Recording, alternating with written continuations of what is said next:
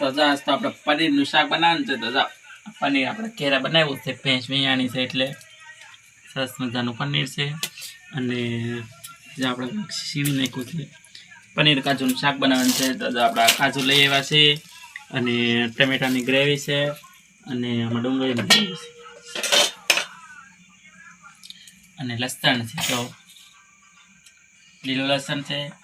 તો સરસ મજાનું આપણે પનીરનું પહેલાં તો કટિંગ કરી નાખી અને પછી આપણે ગ્રેવી તૈયાર કરવી.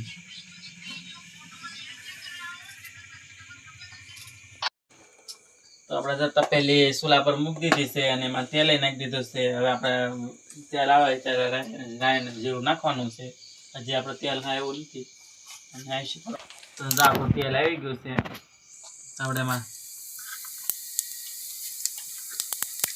સરસ મજાનું જીરું રાઈ નાખી દેવી.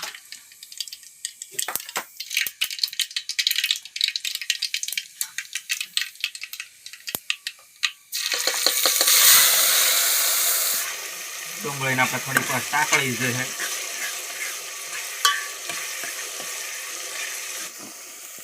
હવે આપણે એમાં લીલું લસણ નાખીશું. હવે આપણે હળદર નાખીશું.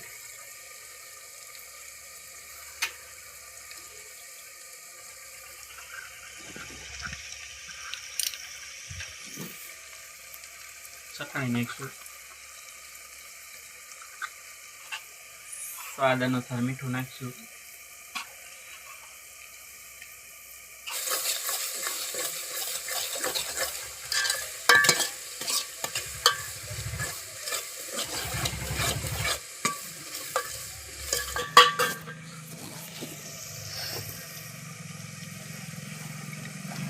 હવે આપણે એમાં ટમેટા નાખી દઉં.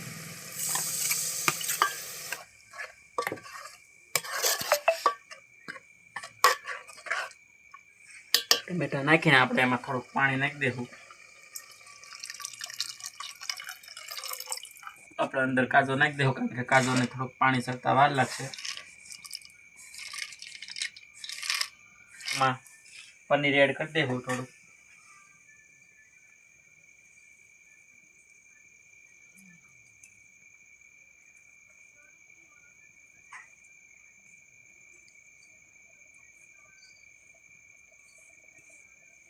આપણે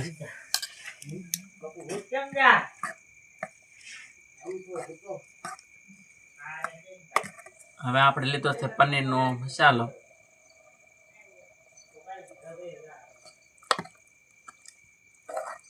હવે ધાણા નાખીને આપણે 4-5 મિનિટ એમને ચડવા દેવું જેથી કરીને ધાણા બધા છે ને સડી જાય.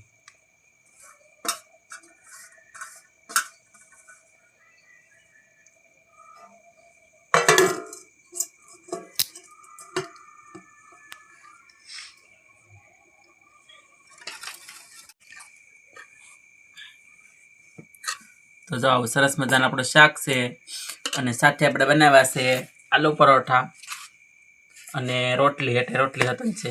પનીર ગ્રેવી શાક થઈ ગયું તૈયાર અને આરે બનાવ્યા પરોઠા અને દૂધ. તો હાલો બધા જમવા.